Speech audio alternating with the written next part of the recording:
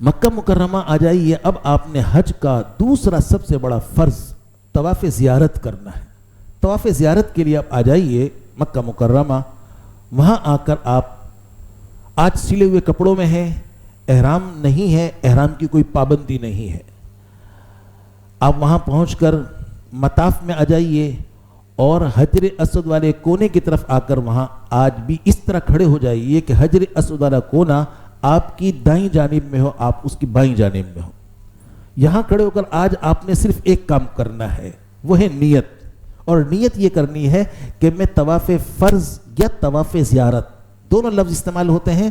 طواف فرض کے ساتھ چکر لگاتا ہوں, اے اللہ اس کو آسان فرما, قبول فرما. یا یوں کہیے طواف زیارت کے ساتھ چکر لگاتا ہوں, اے اللہ اس کو آسان فرما, قبول فرما. یہ نیت آپ کر لیں. میں نے عرض کیا کہ طواف کے اندر نیت کرنا ضروری ہے. نیت کرنے کے بعد اب آپ بالکل حجر اسود کی سیدھ میں آ جائیے. سیدھ میں آ کر وہی دو کام کریں گے. آج تو احرام ہے نہیں, تو اس واسطے مونڈا کھولنے کا سوال ہی پیدا نہیں ہوتا, سلے ہوئے کپڑوں میں ہے. یہاں آ کر آپ نے دو کام کرنے ہیں کہ استقبال کرنا ہے کہ استلام کرنا ہے. استقبال کا وہی طریقہ ہے, دونوں ہاتھوں کو کانوں تک اٹھائیں گے, بسم اللہ اللہ اکبر لا الہ الا اللہ وللہ الحمد والصلاۃ والسلام علی رسول اللہ کہہ کر ہاتھوں کو چھوڑ دیں. یہ آپ کا استقبال ہو گیا. اور دوسرا کام ہے آپ نے استلام کرنا. آج اگر آپ کو موقع ملتا ہے تو آپ حجر اسود کا بوسہ لیں, اور اگر ہاتھ لگانے کا موقع ملتا تو ہاتھ لگا کر ہاتھوں کو چومیں. لیکن یہاں میں عرض کروں گا کہ کسی مسلمان کو دھکا مکہ دے کر, کسی کو تکلیف پہنچا کر ہرگز یہ عمل نہ کیجیے. تو میں نے عرض کیا کہ آپ طواف زیارت کے لیے حاضر ہیں وہاں, تو استقبال کے بعد استلام کریں, اور استلام کے اندر اگر آپ کو بوسے کا موقع ملتا ہے آپ بوسہ لیں, ورنہ ہاتھ لگا کر ہاتھوں کو چومیں. لیکن اگر اس کا موقع نہیں ملتا دور سے اسی طرح اشارہ کریں اور ہاتھوں کو چوم لیں.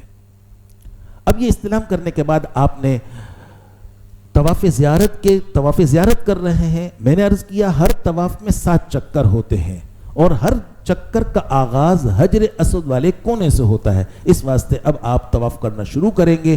اس کے بھی پہلے 3 چکروں کے اندر رمل کرنا ہے, یعنی اس کے اندر ایڑی اٹھا کر پنجوں کے بل ذرا مونڈے ہلاتے ہوئے سینہ نکال کر پہلوانوں کی طرح اکڑ کر چلے. رش بے پناہ ہوتا ہے, تو اس واسطے یہ تھوڑی سی حالت اور کیفیت ایسی بنا لیں, لیکن کسی کو دھکا مکہ دے کر نہیں. وہاں کے آداب میں اہم ترین چیز یہ ہے کہ لوگوں کی تکلیف برداشت کرو, اپنی تکلیف سے لوگوں کو بچاؤ. تو لوگوں کی تکلیف برداشت کرنا اور اپنی تکلیف سے لوگوں کو بچانا وہاں کا سب سے بڑا ادب ہے. تو اس واسطے اس کا خیال کیجئے کہ آپ کے کسی عمل سے کسی کو تکلیف نہ پہنچے. اگر آپ کو کوئی تکلیف پہنچی ہے تو پھر اس کی طرف مڑ کر نہ دیکھیں, بلکہ اس کو درگزر کریں تاکہ اللہ کا رحم ہم پر آئے. تو اس طرح آپ پہلے 3 چکروں کے اندر رمل کریں گے. میں نے عرض کیا رش ہوگا تو ہیئت ایسی بنا لیں, صورت ایسی کر لیں جتنا ممکن ہو چلتے رہیں. بقیت 4 چکر اطمینان سے کریں گے. خواتین 7 چکر اطمینان سے ہی کریں گی. ہر چکر کے اندر حجر اسود کا استلام کریں گے, اور حجر اسود والے کونے سے پہلے والا کونا رکن یمانی, اگر آج آپ کو موقع ملتا ہے تو اس کا بھی استلام کریں. اس کے استلام کا طریقہ یہ ہوتا ہے کہ چلتے چلتے دونوں ہاتھ لگائیں گے, یا دایاں ہاتھ لگائیں گے, سیدھا ہاتھ لگائیں گے, الٹا ہاتھ نہیں لگائیں گے, دور سے اشارہ نہیں کریں گے. آج وہاں آپ کو اس سے چمٹنے کا موقع ملتا ہے تو آپ اس کا بوسہ نہیں لیں گے. بوسہ صرف حجر اسود کا لیا جاتا ہے, اور کسی گوشے کونے دیوار کا نہیں لیا جاتا. تو اس واسطے دعا چمٹ کر ملتزم سے کی جاتی ہے, بوسہ حجر اسود کا لیا جاتا ہے. وہ ہر پردے, ہر کونے, ہر کھدرے سے لٹکنا, یہ سب بدعات ہوتی ہیں. تو اس واسطے اس سے احتراز کریں گے. اور دوران طواف آپ بیت اللہ کو نہیں دیکھیں گے, کیونکہ دوران طواف بیت اللہ کو دیکھنے سے بعض فقہا کے نزدیک تو طواف باطل ہو جاتا ہے, ہمارے ہاں مکروہ ہو جاتا ہے. تو اس واسطے دوران طواف ہماری نگاہ سامنے رہنی چاہیے. البتہ حجر اسود کا جب استلام کرنا ہوگا تو یقیناً اس طرف پھر متوجہ ہوں گے, بیت اللہ کی طرف نگاہ پڑے گی. جب آپ کے 7 چکر مکمل ہو گئے تو اس کے بعد آپ وہی 3 ضمنی کام کریں گے. ملتزم پر دعا کریں گے. اگر آج آپ کو موقع ملتا ہے تو ملتزم پر چمٹ کر دعا کریں. میں نے عرض کیا کہ ملتزم نام ہے بیت اللہ کے دروازے اور حجر اسود والی درمیانی دیوار کا.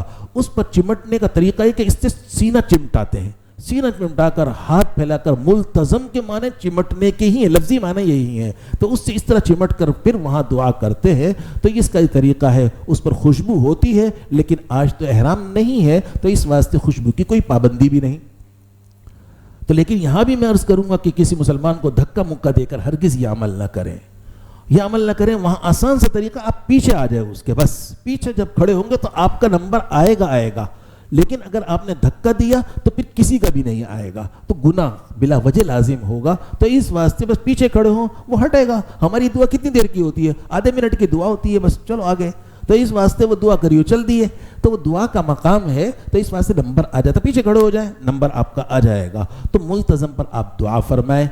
دعا کرنے کے بعد دوسرا کام ہے مقام ابراہیم پر 2 رکعتیں، اور مقام ابراہیم کی طرف منہ کر کے نماز نہیں پڑھی جاتی، بلکہ اس طرح نماز پڑھی جاتی ہے کہ ہمارا رخ بیت اللہ کی طرف ہو، بیچ میں مقام ابراہیم ہو. وہاں یہ دیکھا گیا ہے کہ حجاج اکرام اس کی طرف منہ کر کے نماز پڑھ رہے ہوتے ہیں، بیت اللہ سے ان کا انحراف ہوتا ہے، منہ مڑا ہوا ہوتا ہے. یاد رکھیے، ہم مسجد حرام میں نماز سیدھی صف میں نہیں پڑھتے بلکہ گول کر کر پڑھتے ہیں. تو گویا کہ وہاں گولائی سیدھے پن سے ہٹا کر گولائی میں لائے بیت اللہ کی عظمت کے لیے، سب کا منہ بیت اللہ کی طرف ہو جائے. تو اس واسطے وہاں اس سے انحراف اور تھوڑا سا ہٹا ہوا نہیں ہونا چاہیے. تو ہم اس طرح کھڑے ہوں مقام ابراہیم اور بیت اللہ کے درمیان، ہمارے اور بیت اللہ کے درمیان مقام ابراہیم ہو، اس طرح کھڑے ہوں. ورنہ قرب و جوار میں جہاں کہیں جگہ مل جائے تو وہاں 2 رکعتیں آپ پڑھیں. یہ آپ 2 رکعتیں پڑھیں گے، یہ تحیۃ الطواف ہوگا، 2 گانا جس کا میں نے عرض کیا کہ پڑھنا واجب ہے، البتہ مکروہ وقت اگر ہے تو اس وقت نہیں پڑھیں گے.